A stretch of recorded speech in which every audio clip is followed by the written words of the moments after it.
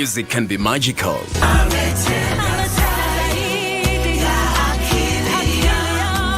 It's the soul for life and gives immense peace to us. It has a powerful therapeutic effect on the human psyche.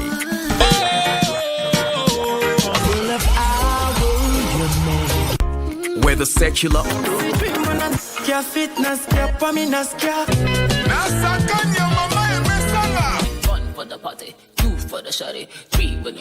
or gospel,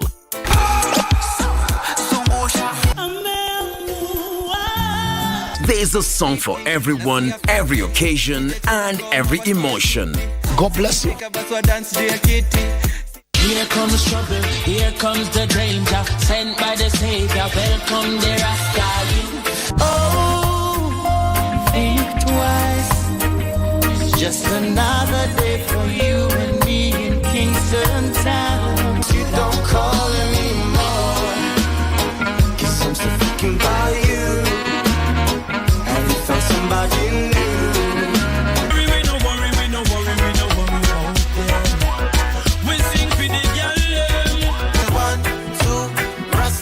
Passing through, hey, I keep it cool.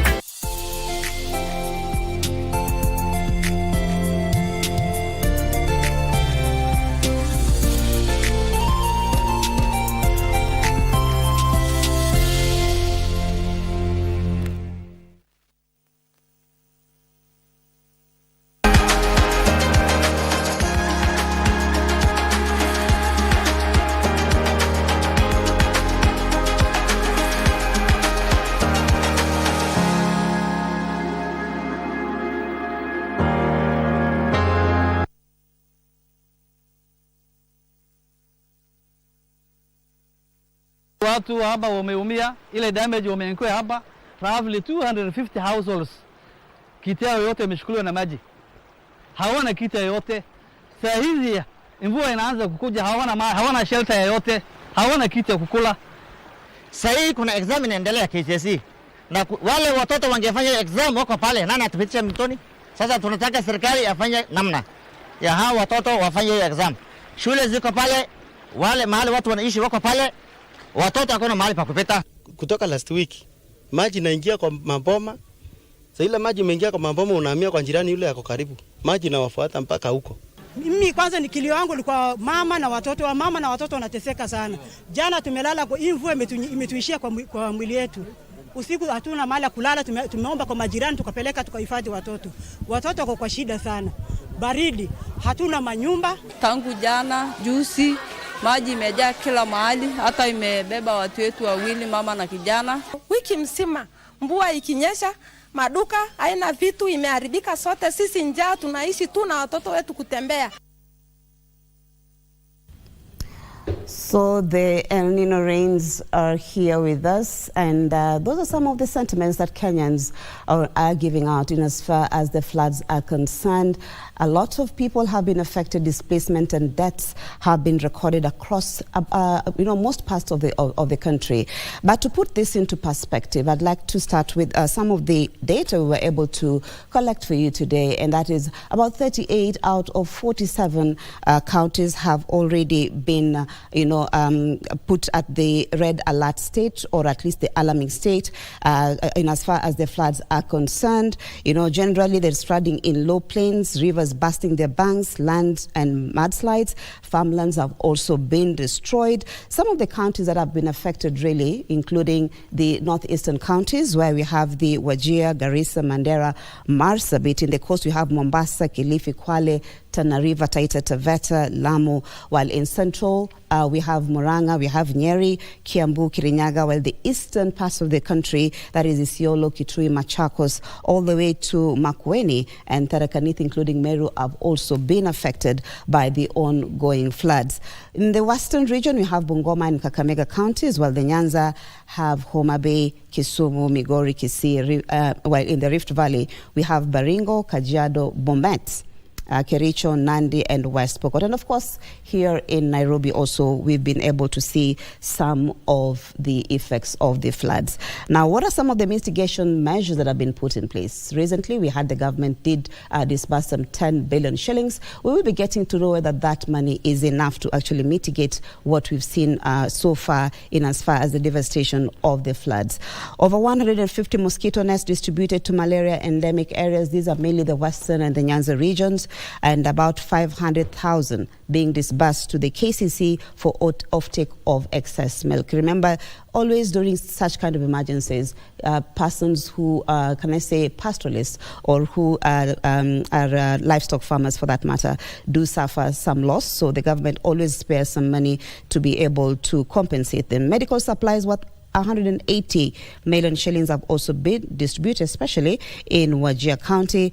Well, deaths have also been reported, including displacements. 76 Kenyans have died. But this evening, definitely the PS, Raymond Omolo, did actually give us the latest report, which puts the death toll right now from those floods at 120. 35,000 households have been displaced so far, but we'll be getting to get the updates right here from one of our guests. 17,600 acres of farmland destroyed, according to the Kenya Red Cross, while 13,400 livestock have actually died. That's again according to the Kenya Red Cross. So we'll be getting to give you more and put this data into perspective. A very good evening from wherever you're joining us. My name is Marie Ambo. Indeed, you are watching this scorecard. And so without further ado, I would like to introduce my guests in studio today, starting with our own resident analyst, that is Professor Fred Ogola, who is a leadership and governance expert. Welcome to the program, Prof. Thank you very much, Mariamba. I'm very happy to be here. Of course, not the best time to be here because of floods, but nevertheless, we thank God that we're alive. Indeed. Next to me, right, my immediate left is none other than the Taita Taveta governor, that is Andrew Mwadime. Welcome to the program. Oh, thanks, Mary, for the invite, and you know, it's good for us at least to highlight what's happening in counties, so that at least Kenyans can be able to know, and also the NGOs, or rather say all the stakeholders who can assist, can at least know exactly what's happening. Thank you very much for coming.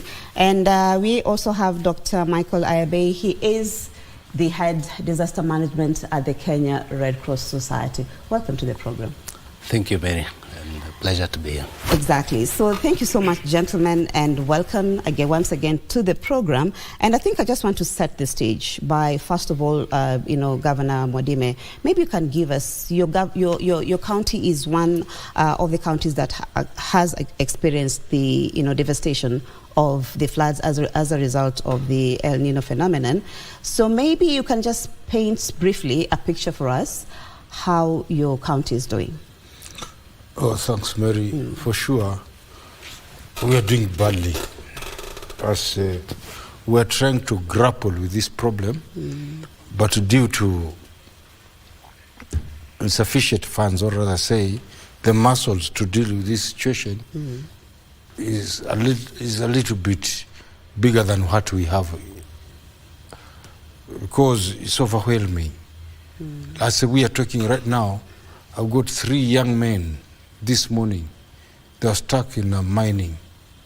It collapsed, and 3 of them already, they have been trying to assist, but we are unable due to the equipments which we have. You know, we had done about 20 million for this in case of any disaster of El Nino. But right now, we are just able to assess about 5 million. Of which we have dispersed it. We have used about 2 million to do some infrastructure and rehabilitation of some damaged roads. And we'll be getting to the issue of funds and all that. But in as far as displacements, people being moved from their homes and all that. How is that situation back in Kenya? It's bad. Because as by yesterday, we had about 1,800 people displaced. And the rains, they have continued. And there's some areas which the information which was not gathered, I was just getting it this evening. Already, like a place called Chungaunga, about 32 people were displaced, and it's not in this figure. And there's some areas like in Taveta, it's really continued, and I can say right now we have over 2,000 people who have been displaced. Animals, some of them, they've been swept away. There are some people already that have died. As I'm talking, as the figure as per yesterday, it is about 4. But as per this morning, the reports which I received, there are some more, about 3 people who died, 2 in Taveta and some in Ronge. In Taita Taveta, and 3 young men who collapsed this morning because of the water. So we are gathering the information day by day. I want to bring in Dr. Michael Ayabe, the Kenya Red Cross, can I say, are boots on the ground. What is the situation generally? Let me put it that way, including Taita Taveta. But what's the situation generally? Thank you, Mary. The situation, especially for this week, has really been deteriorating, I would say, by day, in the sense that one, you can see the statistics of the fatalities that have been recorded, almost a big increase from what was there last week, and that has not just been on the part of the fatalities just alone, but the level of displacements that we are talking about now, standing at over 45,000, people who have been affected with this. And that means some of them that are affected and maybe have not even been put in the list are people who are somehow marooned because the roads leading to where they are living are cut off. So you try approaching even from another county, trying to get to that village, you can't. And good example, for example, if you wanted to go to parts of Tana River from Kitui, you go to some extent, you can't go beyond a certain area. You try coming from Hola, you also can't pass through because the roads are cut off at various points. So these people cannot access market. They cannot, coincidentally, most of these communities are pastoral in nature, and therefore they keep animals and mostly have to go to the shopping centers to buy other commodities for food. So they are not able to get there. Some facilities are either submerged for health services. Some facilities are either submerged or are cut off in the sense that you can't be able to go there for health services, and therefore this poses a lot of risk, especially for pregnant mothers who are about to give birth. They can't, there is no means you can be able to move them to any other facility to get that service. Ailments that are there, people who have chronic ailments and depend on drugs that, for example, those who have, say, hypertension cases, cancer and whatever, and are consistently going to hospital to get their medication. Those ones are now not able to go. Not to mention that people can't get now food. The shelter is damaged. And you can imagine where shelter is damaged and people don't have they've left everything in their homes. So they move up, of course, getting support of maybe tarpaulin. It is not the ideal home. So really, these are just people going out of their places and going to live in difficult situation with additional risk. So every other time you're there, additional problems come. Okay. We'll be delving deeper into some of these challenges that you're facing as Red Cross, let me put it, and even Kenyans themselves, even as you try to. But I want to bring Prof into the conversation. And I think for me, just shortly, how do you assess the situation for you? I'm sure you've been seeing what's happening, in the media. But at the same time, as you respond to that, I'd like to get from you what you think the response has been. Yeah, first of all, if you ask me, is that we heard that there was what is called the El Nino Adaptation or Mitigation Fund. And I was thinking it was more of preventive rather than actually dealing with the situation. But now from what His Excellency the Governor is reporting, the money was more now to deal with the situation, but not actually to respond to it. Because if you look at even what was happening in Nairobi here, there are some culverts that are simply blocked, that had somebody just open them up, the road will move. The water will move, because water is dangerous. If you stand on the water's path, it will fight you. That's why usually, for example, you go to South C, South B, they get really clogged because the water has a path. Maybe somebody has built somewhere in the water's path. These could be things which could be done much earlier, because El Nino was predicted well ahead of time. So I was thinking that that has not been done very well, but now people are coming in to support Kenyans. In fact, Kenyans for Kenyans are coming to do that. The government has put money, not really enough, but at the same time you have to know that money is a scarce resource. So you can never say that the government has not put enough money. Looking at how the budget can be tight, they could say maybe they have put much more money than expected.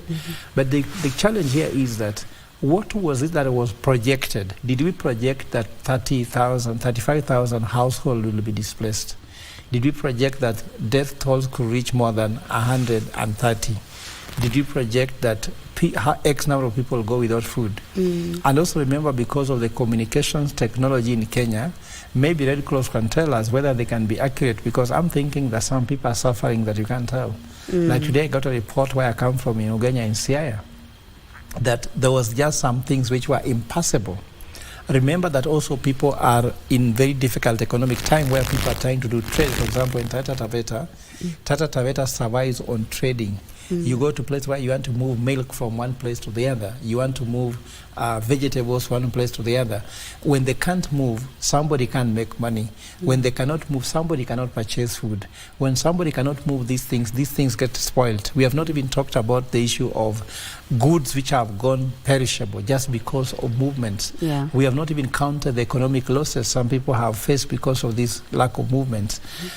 Vehicles that do transport in this area, they make money by offering transport. If roads are spoiled, what are the economic implications to these people? Will you be able to compensate or mitigate them? As an economist, I'm seeing more problem than talking about calamities. I'm seeing more problem than just people talk about fatalities. I'm seeing more problem than just displacement.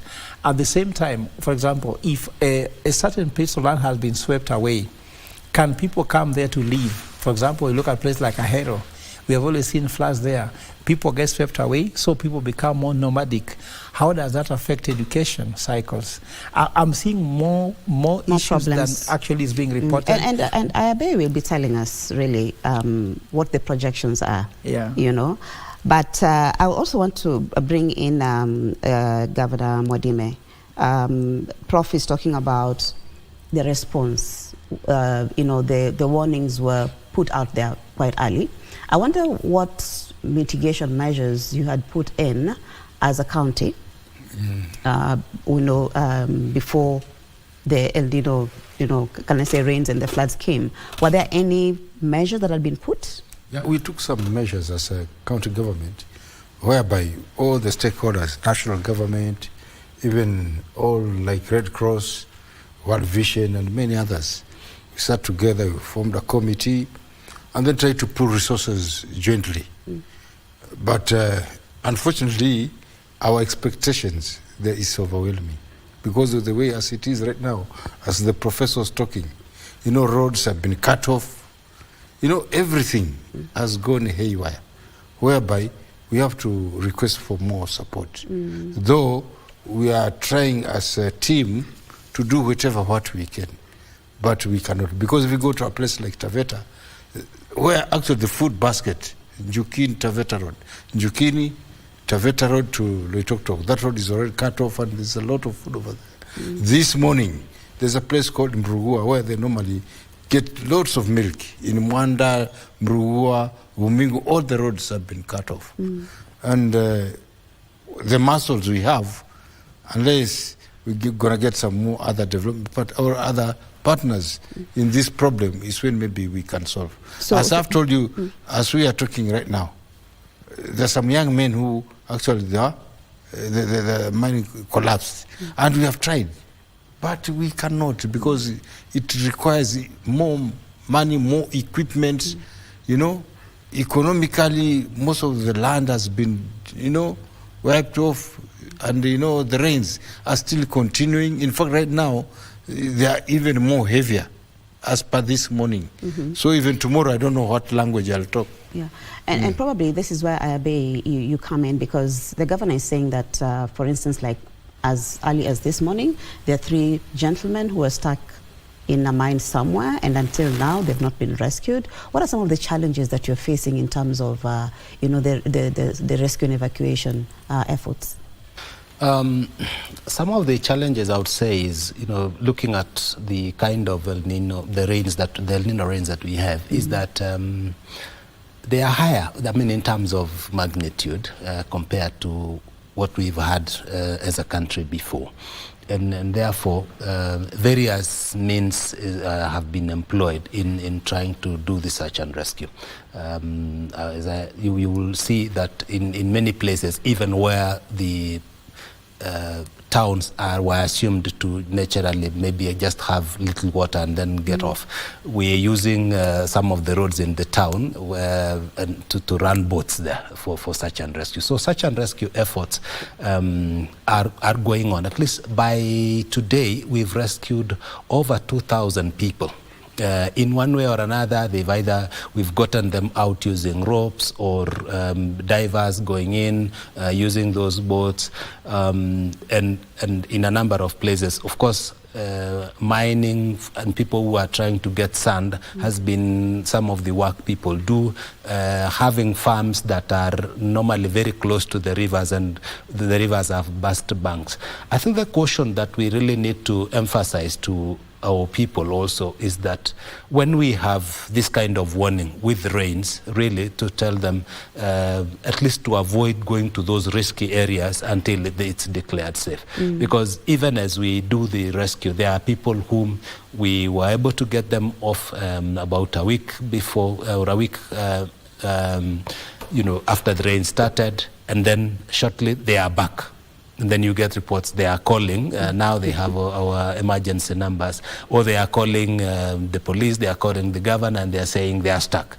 So we have to go back to them. So you see, this is really a risky thing to do, at least for them. And we wouldn't want really to have people getting exposed in that manner.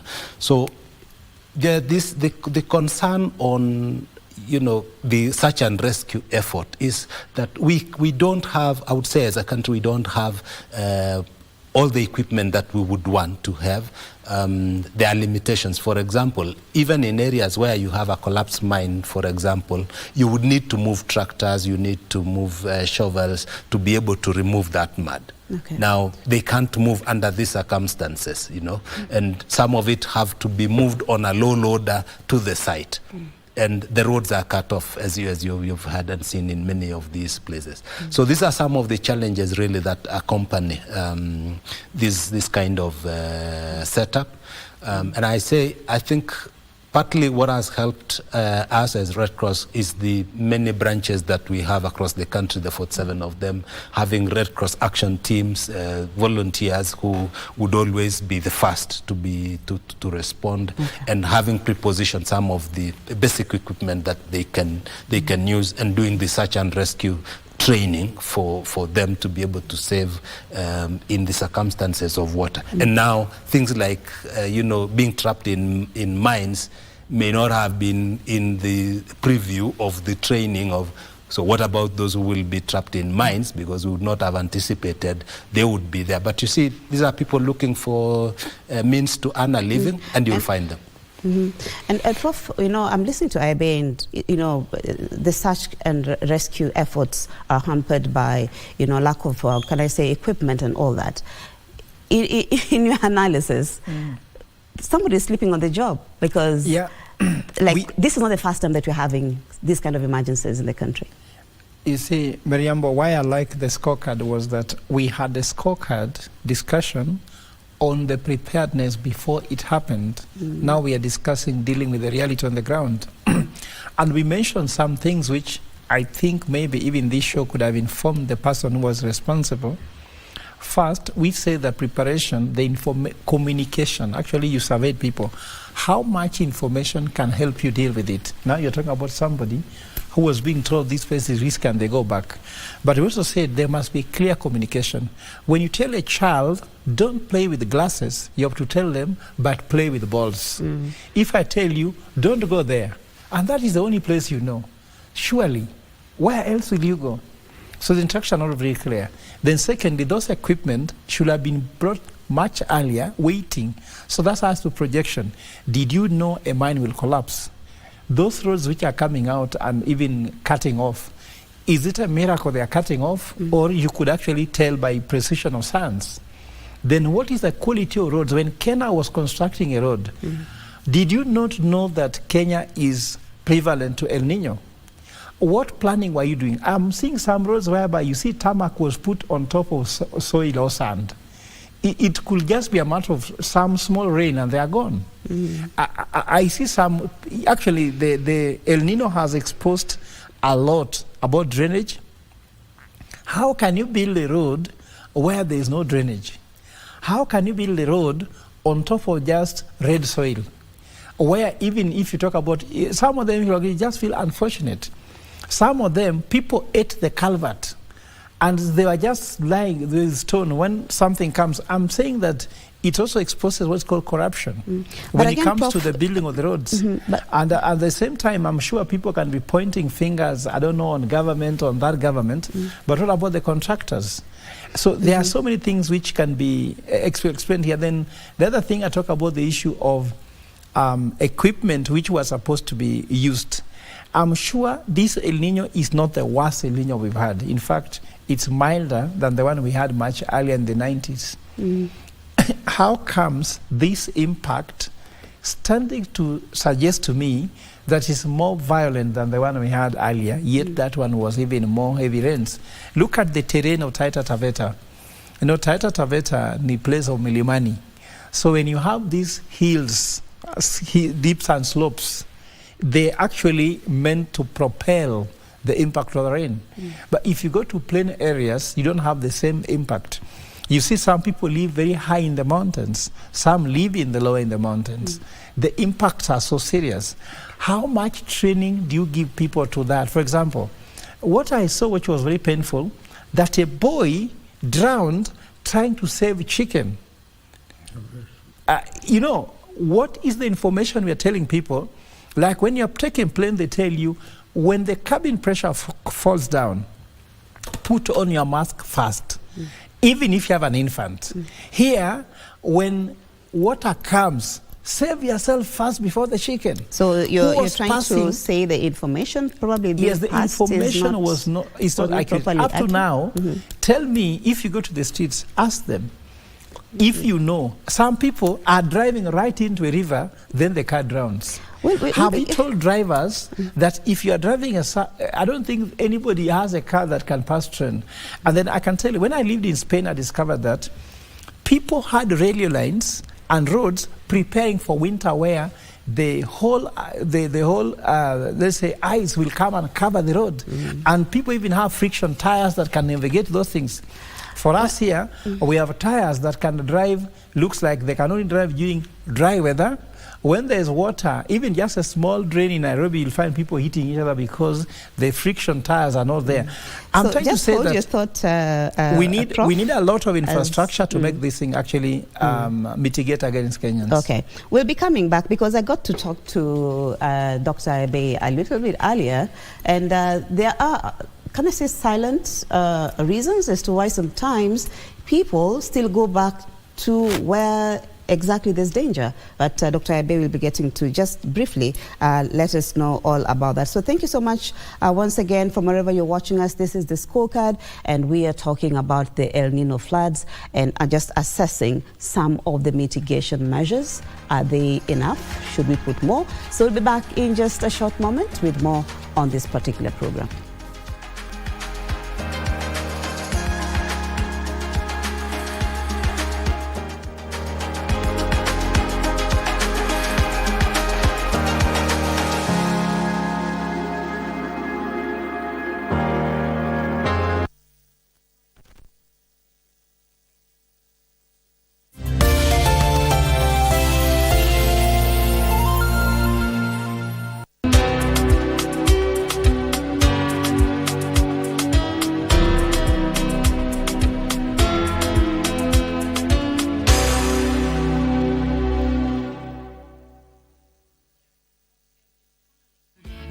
Cheza Loto Moto. School fees ya msichana imemalizwa. Loto Moto. May the Almighty God bless you. Keep on doing the right thing. Cheza Loto Moto. Shinda pesa moto moto. Here comes trouble, here comes the danger, sent by the Savior, welcome the Rasta. Oh, think twice, it's just another day for you and me in Kingston Town. You don't call anymore, 'cause I'm still thinking about you, and you found somebody new.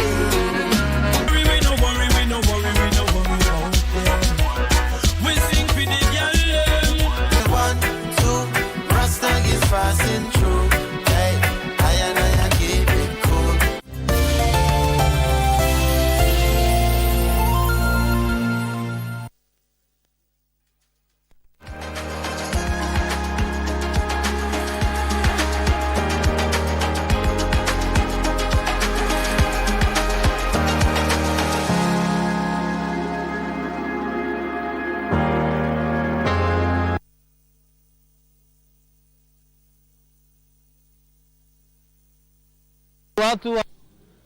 Hata juzi mlisikia tukawa na habari pengine kutakuwa na El Nino ambayo itaharibu kule, itaharibu mali ingine, lakini Mungu ni nani? Mmesikia wale watu wamesema tena ile El Nino haitakuweko, wamesema kutakuwa tu na mvua kubwa. I want to point out that as initially given in the forecast, we have El Nino in this short rain season 2023, and we do apologize for the lack of communication or miscommunication, because that was a big mistake, but we are sorry about that, and moving forward, let's prepare ourselves for the enhanced rainfall as a result of the El Nino phenomenon that we are in at this time. So, welcome back to the program. This is a scorecard. We're talking about the El Nino floods, assessing some of the mitigation measures that have been put in place. Are they enough, and what should be done? And that clip that you've just watched, is the president saying that there are no El Nino rains. That was some time back. The director, meteorological department, there saying there are El Nino rains, in the country. So, Dr. Michael Aibe, this is where I bring you in. And I'm wondering how, let me call it a miscommunication, yeah? Let me not say that this is what the president said and this is what the meteorological said. But there was kind of a miscommunication over there. How did that impact, can I say preparedness? Because maybe there's some Kenyans who are ready to take some action, or can I say county governments for that matter. How did that impact on the, mitigation measures? I think I'll look at it from, what the KRCS was doing. Of course, looking at the message that came quite early from the earlier one, maybe from meteorology, and started to make some preparations in training aqua rescue teams, making effort to help people in a way that would really deter them or make them not suffer so much in terms of the El Nino. And what some of the things that we were doing at that particular time included, what we took was that at least there will be heavy rains, and this is it. So what we did was buy seeds, for example, and we were able to distribute seeds to farmers in some of the areas that were hit by drought previously, including Taita Taveta, the governor's county. We did Kitui, the Lower Eastern. These areas that normally depend on the October, November, December rains. And this really was supposed to assist these farmers, cushion them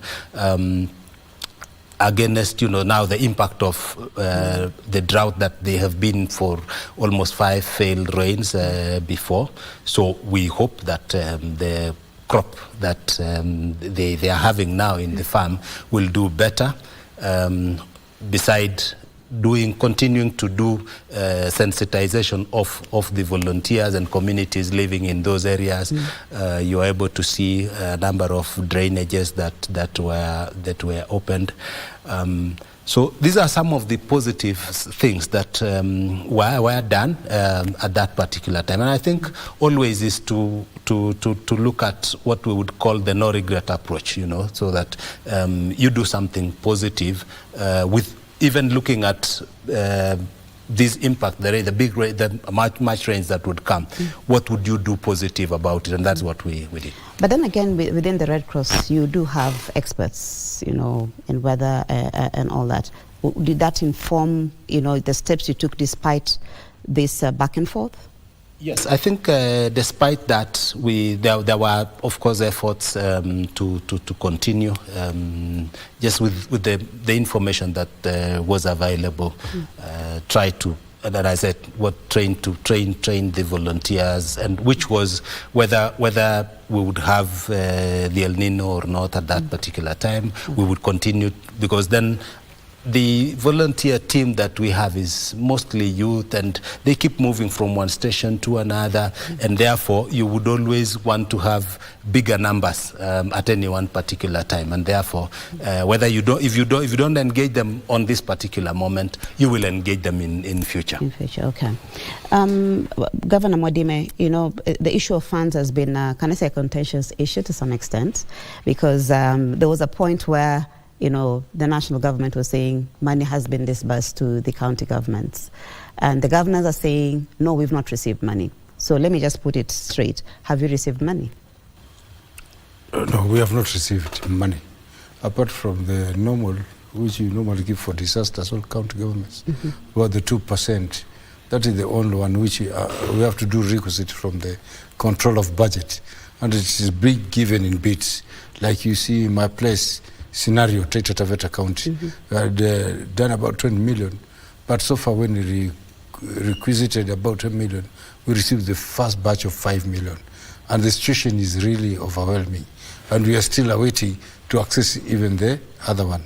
But right now, as we are trying to be as a team, all the stakeholders, the business community, different like Red Cross, NGOs, and national government, we are trying to partner so that we deal with the situation.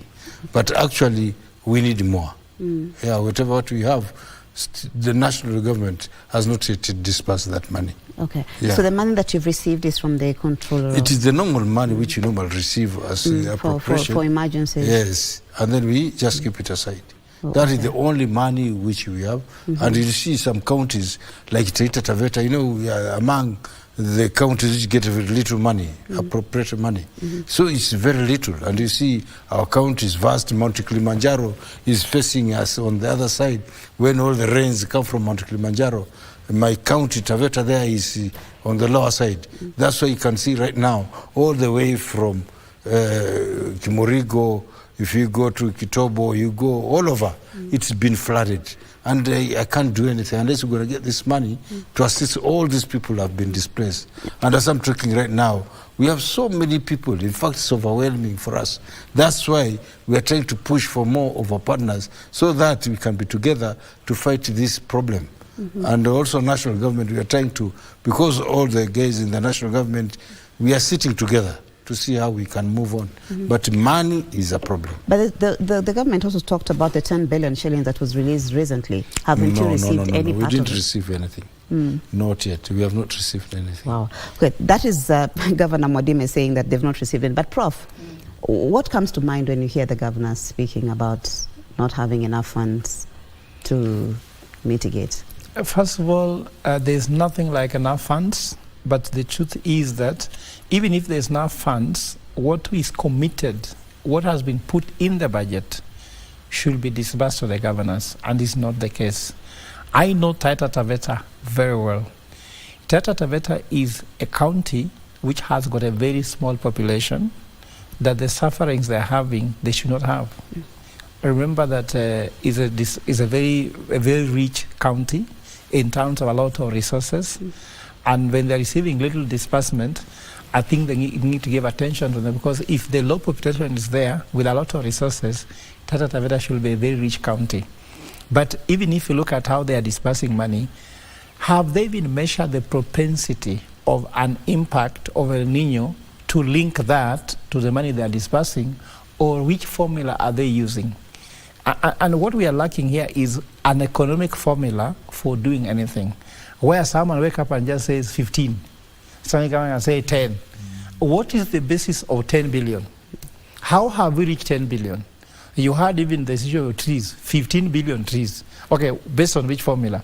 So we do not have a formula. Then the challenge that I'm seeing here, which is a serious thing that I think that there needs to be a serious economist coming to help the government at the moment, is that I'm seeing like some roads which are seriously destroyed, and people are asking you, do this road, but you can't do it during El Nino. You cannot construct a road when it is a flood. And you don't even have a means to drain the water off so that you can do it. But the more that road continues like that, the more movement is happening, the more people are not trading, the more people can't make money, the more they become hungry, and the more now become vulnerable that they need government support, and the less money that the government has. You see, for me, there is a need to really have the compounded ways to look at that. The government should say, as you are waiting to feed these people, but why are you bleeding? You are bleeding with the poor infrastructure that's making these people have this. And actually we have discussed here, just we are concluding, that it's very clear for Kenya to earmark every part of the country and leave some lands to be dangerous lands. That's why even sometimes government say this is a riparian land. This is land that you should not actually say you can build a house in.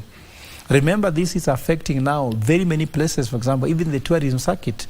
I don't know how Savo East and Savo West is performing in terms of navigation. If you go, for example, to Nakuru, Lake Nakuru has always suffered during this time. You even see the flamingos running away. We have just discussed about human displacement. We have not discussed about animal displacement, bird displacement. And they have an impact also in our economy. So I'm sure there must be a serious study on how can we be able to deal with this situation once and for all. I don't like makeshift discussions, but I also want the government to be honest, because we do not want to hear a government that is speaking from different angles, where the national government says, we have disbursed money, the county government saying they have not disbursed money. Whom do we trust? Of course, people might want to trust more the national government than the county government, but you see, Kenyans are now aware. And also even if you look at the statement the president is making there, saying that now there's no El Nino, and now there's no El Nino. The director of the meteorological department saying, I'm sorry for not informing you. Do you know what's happening, Mariambo? In some countries, these people should take professional responsibility for misleading a people. Because I'm a professor. We have around the university. If at all I am giving information to a student that misleads them, even God says that if you mislead anybody, a stone should be put on your neck and be put under the sea. When you tell people there's no El Nino, yet you told them to prepare, then you tell them there's no El Nino. Now, are you not surprised that they are being affected because the information, the misinformation, the disinformation which was there is part of the issue? And then also the information is not complete, is not accurate, and is not timely. Okay, so what can you do with information which is not timely, is not accurate, and is incomplete? If I just tell you, some places are dangerous, don't go there. Look at the statement coming from the Deputy President today, saying that the people who died, that the ones who went to the flood, not that the flood went to them. But the flood came where you live. If the flood comes where we are living, the flood coming to displace me, so the flood, I didn't go to the flood, I was at home. So I'm trying to say, now, if you look at the information which is going to social media, listen to the president speaking, listen to the deputy speaking, listen to the meteorological department speaking, look to the ministry speaking, look at the governor speaking. Your Kenyans are sitting and saying, now, whom do we trust? Can we have a unified way to inform?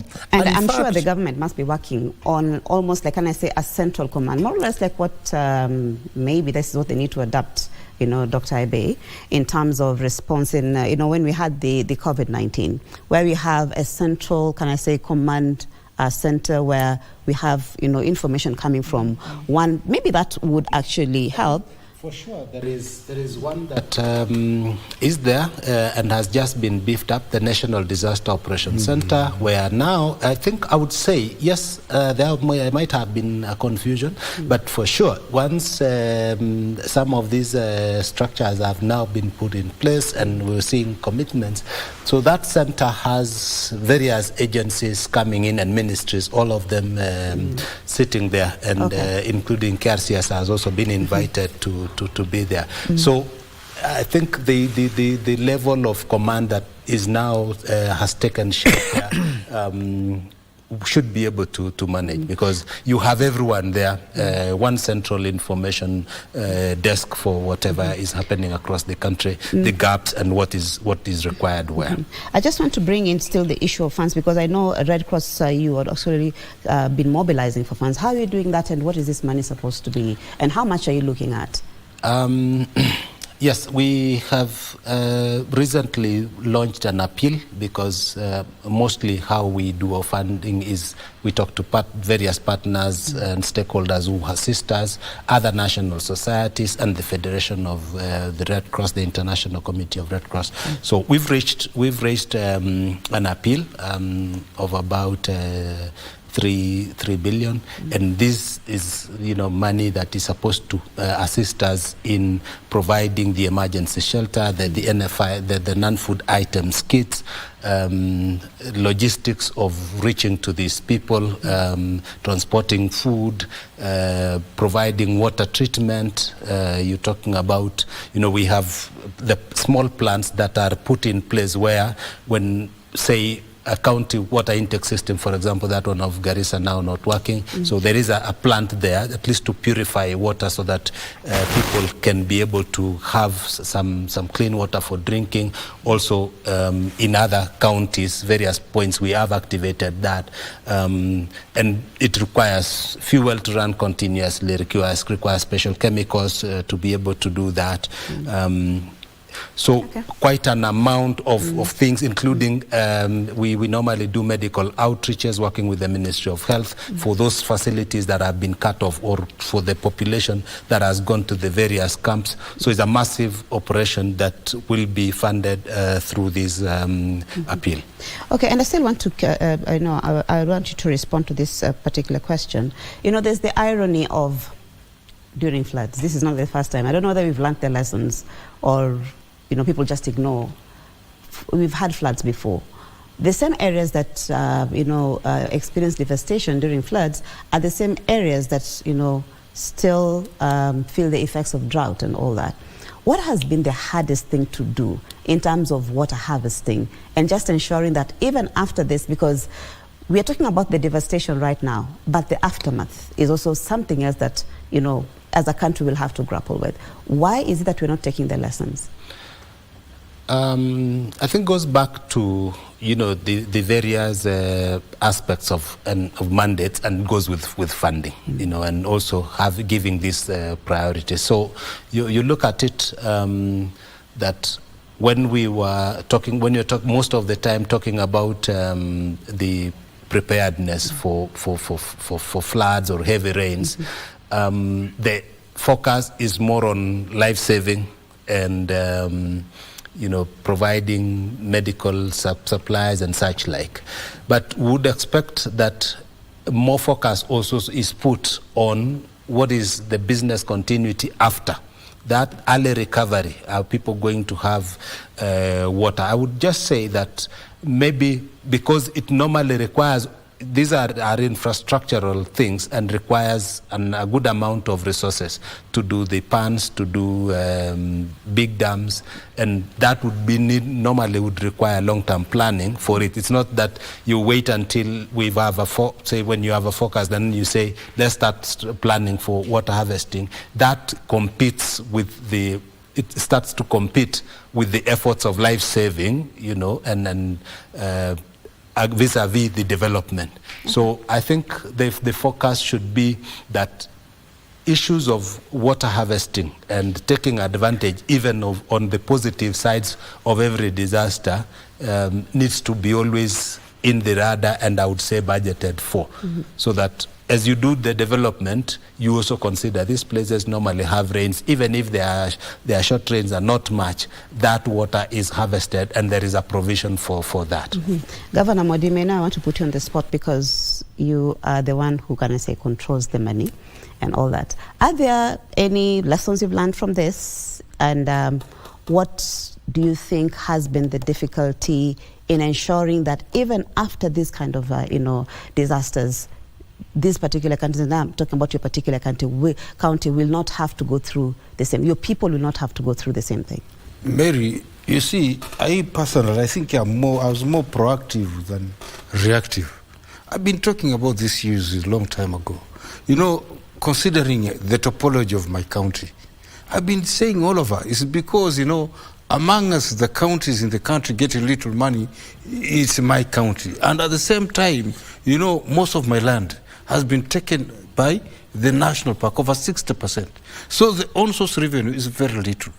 And we actually just gonna get a small jab through Jumpstart. We can change it, Taita Taveta.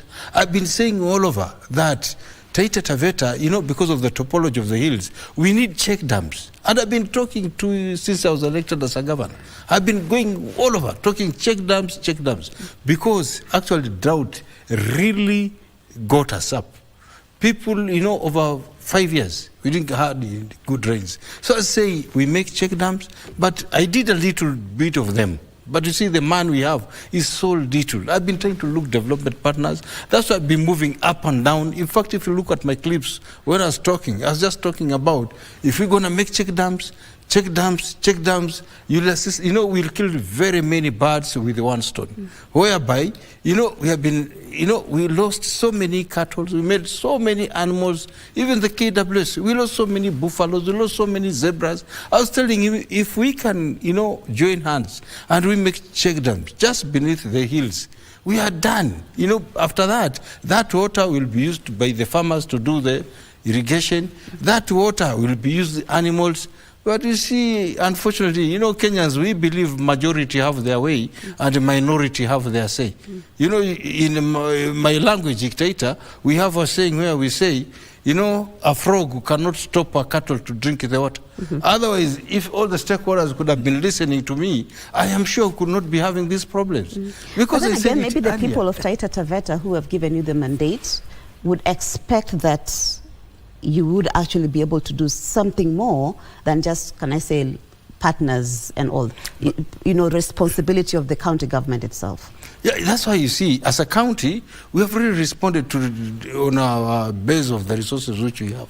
We have been moving helter-skelter. We have done quite a number of check dams. And at the same time, even some developers have done. But you see, we need major ones. Okay. And with the little resource which we have, we are trying to. It's endowed. Just the way Professor said, we have so many resources. In fact, right now, I'm just trying to do one by one. And I'm sure I'm really praying to God. With these resources, once we open up, I'm sure we will maybe the first county in the country to be on its own. Because, since we got independence, as I'm talking right now, even our own source is very little. There's no industry which has been done there. All the money is brought here in Nairobi, Mombasa, Nakuru, where there are industries. And there are people like us down there. Even our youth, they don't know where to go the next. So we are trying to grapple with our life down there.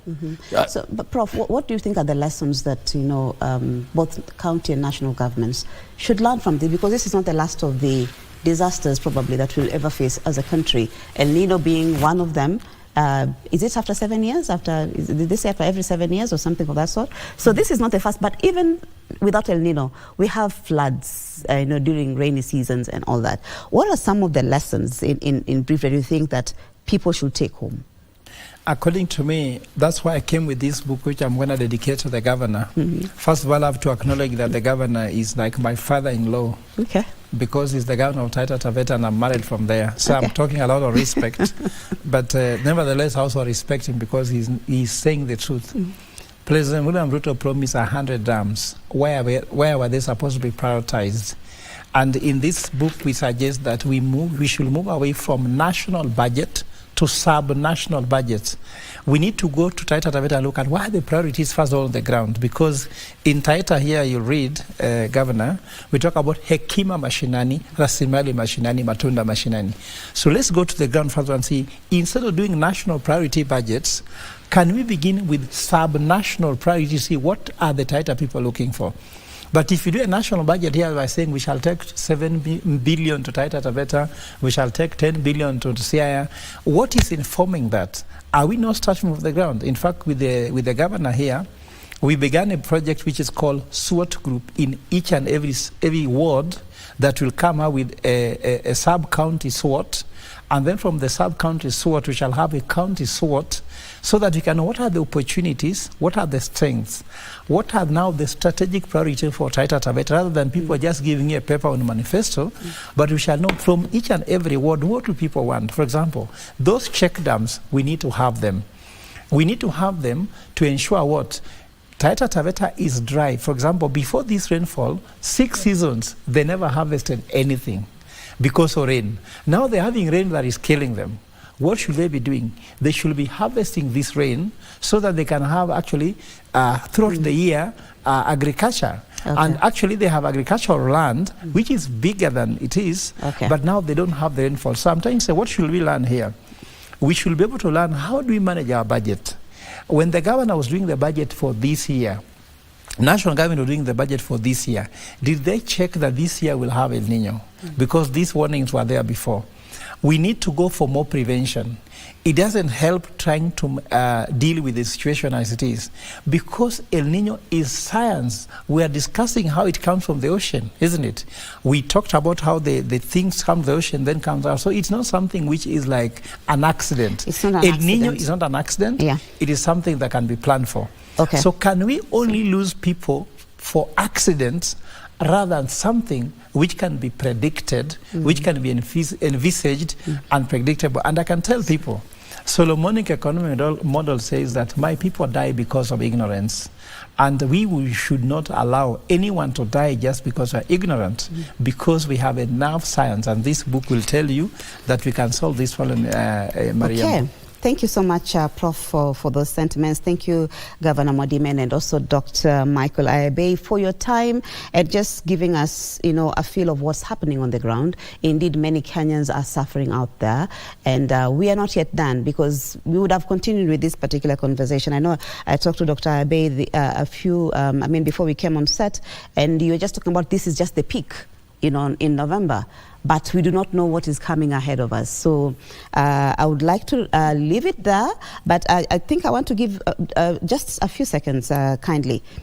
What would you want to tell Kenyans, Dr. Ayebe? I think I'll tell Kenyans that let us just continue to take precautions and try, find at least a safe place when the area you are in has been mentioned as one of those risky places. Number two, if you are driving or moving towards or across where you have a lot of water, please be safe, don't move, wait until the water recedes, because you never know the magnitude of water. If actually water reaches your knee, it is likely to sweep you. So please take caution, and we hope that it will be better as we go forward. Okay. Thank you so much, gentlemen, for your time and for your insights in as far as this particular conversation is concerned. But let me give Governor Mwadime the last chance to also speak to the people of Taita Taveta. This is my parting shot. Yeah. I personally, kudos to the government for the central command. But ensure that central command for all these activities, they involve each and every county. Somebody should be there from each and every county. And then a message to my people who are doing mining, or all over the country who are doing mining. Kindly leave the mining at the moment and go to the farm, do some farming. Once the rain ceases, you go back to the mining fields. Because we might lose many people because they don't know what's going to happen in the next few days. And, the meteorologists, they are saying the rains will continue up to January. Okay. And for the small counties, like the ones which are receiving little money, we are requesting the government and all stakeholders to try to look for these counties who cannot do things on their own because of the monies which they have. Because like Taita Taveta, all my roads in the hills are cut off. All the roads in Maho Ward, in Mbowon Ward, in Mata Ward, in Chala Ward, they are cut off in Kasigau, Mbololo, and all over Gazi, Ngolia. Asante sana. Terrible. Asante sana. I hope that the people have heard you, and the the people can I say in charge in as far as the national government is concerned, and the help that the Taita Taveta County needs, not only Taita Taveta. Right now we are having 38 who have been put on red alert or at the alarming stage. So that means we have more problems coming ahead of us. So it's just a matter of us taking precaution and heeding to the call, from Kenya Red Cross or the national government or the county government for that matter. So thank you once again, back at home or from wherever you're joining us. This has been the scorecard where we'll be talking about the El Nino floods and just trying to assess some of the mitigation measures that have been put in place. Indeed, we still have a major problem right ahead of us, but we hope that we'll be able to manage as a country. My name is Marie Ambo. Thank you once again for tuning in. Until next time, do have a good night.